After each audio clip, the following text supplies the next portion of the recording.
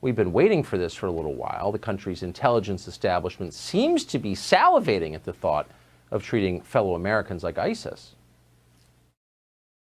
Looking forward, that the members of the Biden team who have been nominated or have been appointed are now moving in laser-like fashion to try to uncover as much as they can about what looks very similar to insurgency movements that we've seen overseas, where they germinate in different parts of the country and they gain strength, and it brings together an unholy alliance frequently of religious extremists, authoritarians, fascists, bigots, racists, nativists, even libertarians.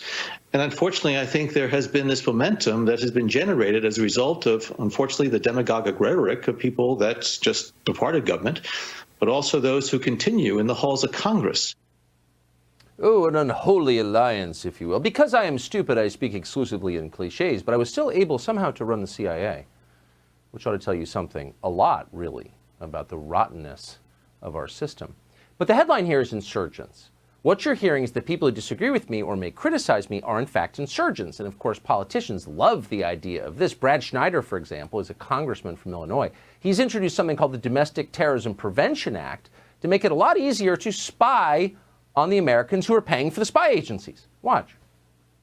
Would you like to see more monitoring of radical domestic movements? Well, the short answer is yes. That's the purpose of this bill. Yeah.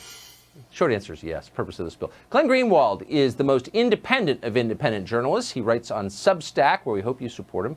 He joins us tonight. Glenn, this is starting to make me a little bit nervous. Do the rest of us have cause to be concerned about this trend? Absolutely. A lot of times if you warn of a danger, you have to piece things together in order to demonstrate that it's actually coming. In this case, you don't have to. They're explicitly saying precisely what they want to do. The thing that struck me so much about that John Brennan video is it would be one thing if they were saying, look, there's a band of people, 20 here, 50 over here, who wear swastika armbands, who still are in the KKK. There's maybe 2,000. We need to.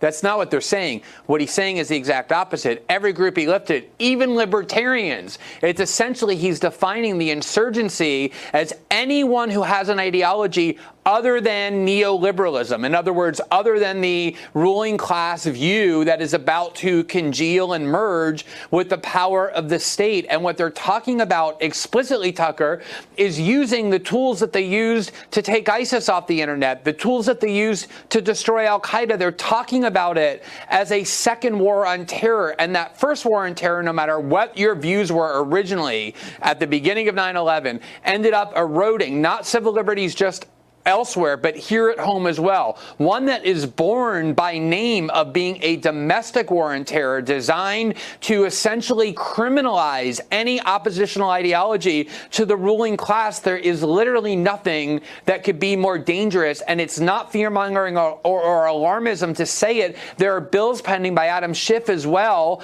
that would simply take the existing war on terror legislation always aimed at foreign governments and foreign actors and simply amend it to say we can now do that within the United States. Who's going to stand up in opposition to this? I don't see any of the corporate Republican caucus really even noticing. I see a lot of people I thought were liberal turn out to be not liberal at all, but more authoritarian. So how do we prevent this from happening? Any idea? Well, one of the things I'm really hoping for is that we can finally get out of enough people believing that the way to understand Washington is Democrat versus Republican, and that you side with one team and believe they're on your side and defending your interest and the other team is your enemy. It is not true. There is a ruling class elite that is extremely comfortable with the establishment wings of both parties. They love Nancy Pelosi and Chuck Schumer every bit as much as they love Mitch McConnell and Mitt Romney and Marco Rubio and Paul Ryan. Those are the people who they fund equally because those are the people who serve their agenda. Then there's a whole other huge group of people at whose expense they rule, and some of them consider themselves on the left and some consider themselves on the right, and it's time to break down those barriers. I was super super enthused to see a group of 8 left-wing politicians, including Rashida Tlaib and Ilhan Omar and others, say, we will not allow a new war on terror because we know how dangerous it can be. Let them stand with right-wing members to break down this artificial, false, fraudulent prism that the way to understand Washington is thinking that one of the two parties is on your side. Neither of them is.